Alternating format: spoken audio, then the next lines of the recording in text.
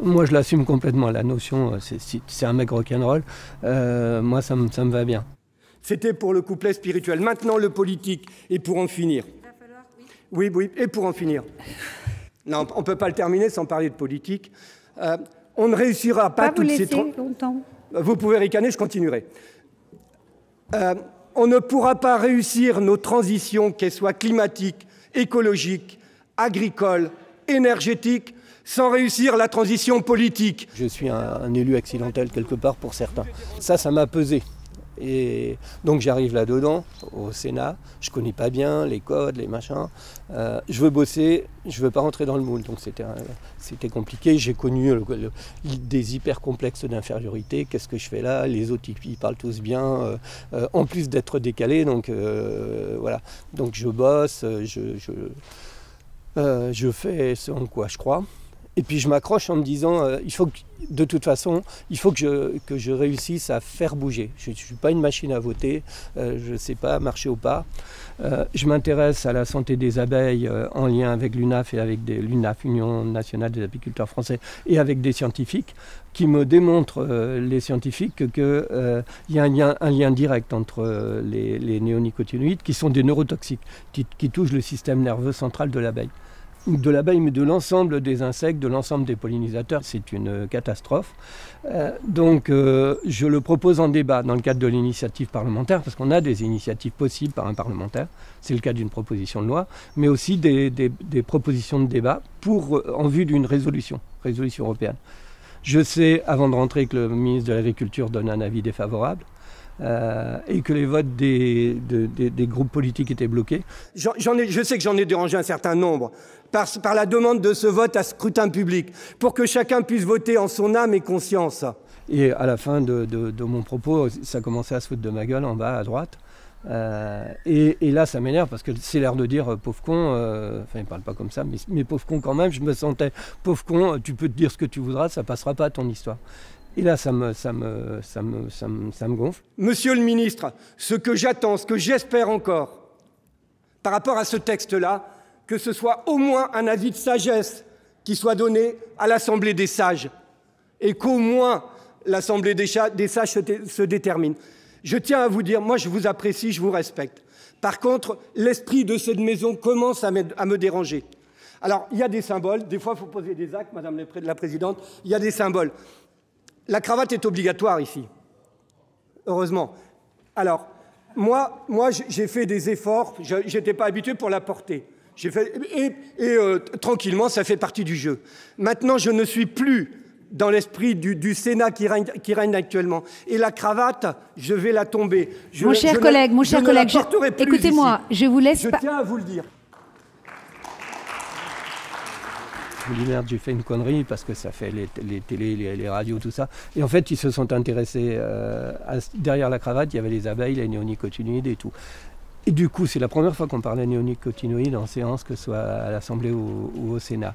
On m'aurait dit à l'époque qu'1 an et demi après, on aurait réussi à interdire les néonicotinoïdes, j'aurais pas cru. Eh bien, loi de biodiversité avec Ségolène Royal-Auban, et les néonicotinoïdes ont été interdits en France à partir de juillet 2018.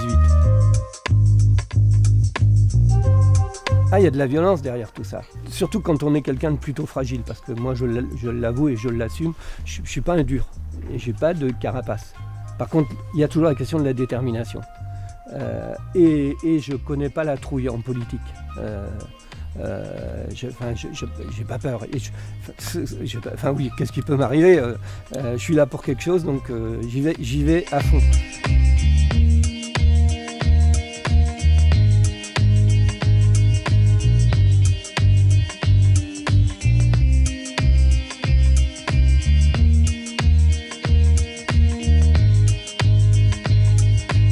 Moi, je suis certes utopiste, idéaliste, mais j'ai les pieds sur terre et je n'oublie jamais d'où je viens.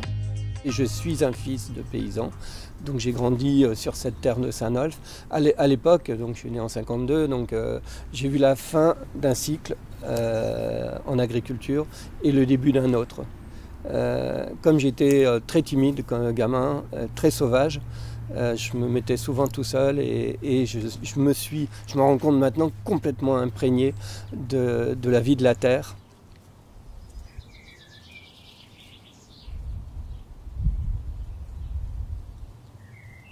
Ça serait de voir s'il n'y aurait pas moyen de fédérer les gens et puis toutes les associations pour créer quelque chose de plus fort, de plus intense dans la transition Morbihan actuellement. Ouais.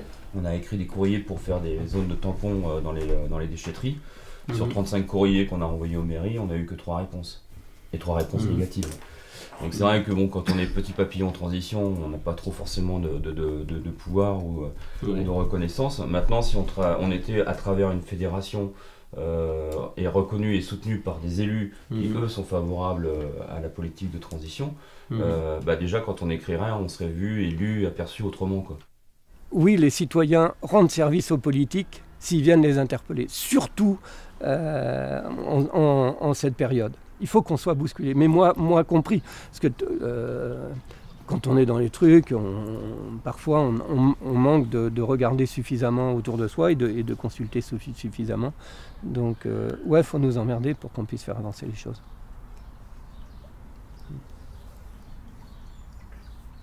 On doit pouvoir freiner ça.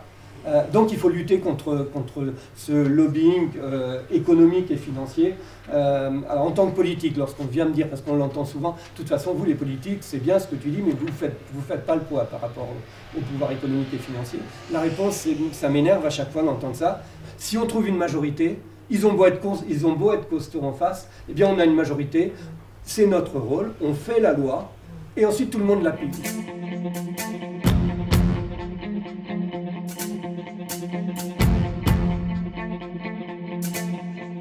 Je viens d'être élu, c'est mon dernier mandat, j'y vais plus qu'à fond.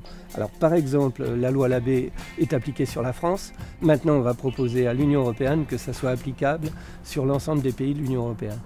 Alors ça me plaît énormément. Les sénateurs, via l'adoption d'une résolution, veulent pousser d'autres pays européens à prendre le même chemin. Mais pour atteindre l'objectif du zéro pesticide dans toute l'Europe, il faudra convaincre tous les pays membres et affronter les lobbies. Des lobbies puissants qui ont réussi il y a quelques mois à maintenir l'usage du glyphosate dans l'Union européenne. Il va falloir se déplacer partout, il y a des élus, mais ils sont tous minoritaires. Comment faire en sorte qu'à l'exemple de la France, ils puissent y arriver? Et là encore, en s'appuyant sur leurs opinions publiques. Et en même temps que cela, on construit une opinion publique européenne, une citoyenneté européenne qui fait drôlement défaut. Parce que l'Europe aussi, il faut qu'on la bouge.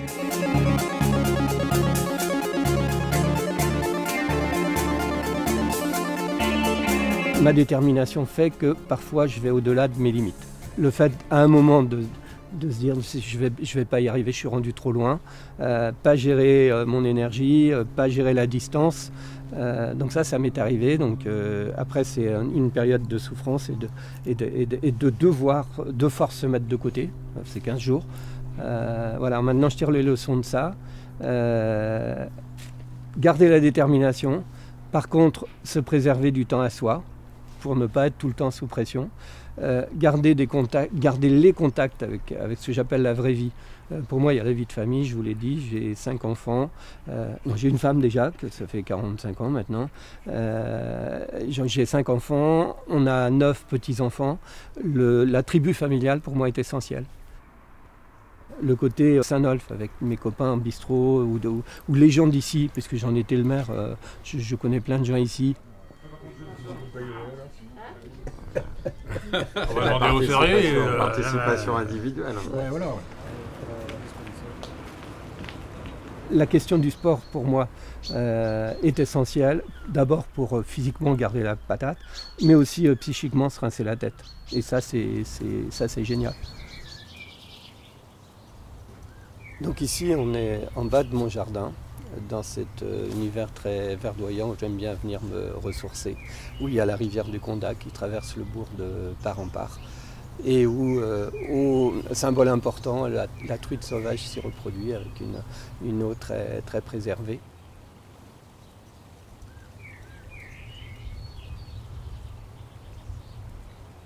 L'année dernière, le sculpteur Mick Bertincourt m'a offert cette œuvre en me disant voilà, tu te l'appropries. Et j'ai pensé à Pierre Rabhi, la notion de l'insurrection des consciences, et je me dis ce point qui est serré, comme le point de Rimbaud, les poings serrés dans mes poches crevées. Je l'ai posé ici, là il y a le chemin piétonnier qui est très fréquenté, pour l'offrir au regard des passants. J'attache beaucoup d'importance au rôle de l'art, des artistes et de l'expression artistique qui nous tire vers le haut en termes de pensée, en termes de spiritualité dont on a tant besoin. Le point serré, c'est le point lorsqu'on se dit c'est pas possible, on va pas y arriver, et on se dit on serre les poings. Pour que même dans le doute, même dans la solitude parfois, je ne lâche pas, il faut que j'y arrive.